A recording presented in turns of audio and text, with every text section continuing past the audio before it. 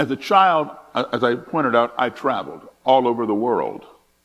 Today, as an adult, a professional musician, I'm once again traveling all over the world. In fact, when I leave here this afternoon, I'm going to Bratislava, Slovakia. So I'm still traveling. When you combine my childhood travels with my adulthood travels, I have been now in a total of 57 countries on 6 continents.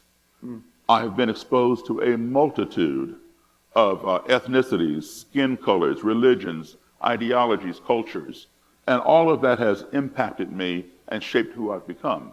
Now, let me make clear here, all that travel does not make me better than anybody else. It simply gives me a broader perspective than most people have who have not been exposed to these things that I've seen. And I'll tell you something, my favorite quote of all time is by Mark Twain, and it's called the travel quote.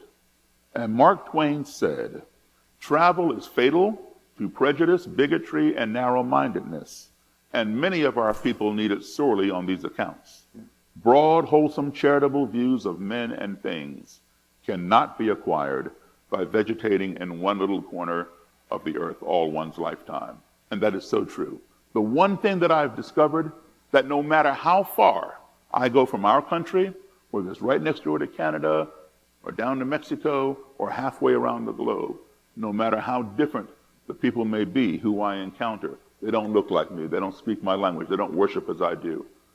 No matter how different they may be, I always conclude one thing, that we all are human beings. And as such, we all want these same basic 5 core values in our lives. I was going to ask you about the 5 principles you've observed. Exactly, yes. We all want to be loved. We all want to be respected. We all want to be heard. We want to be treated fairly. And we want the same things for our family as anybody else wants for their family.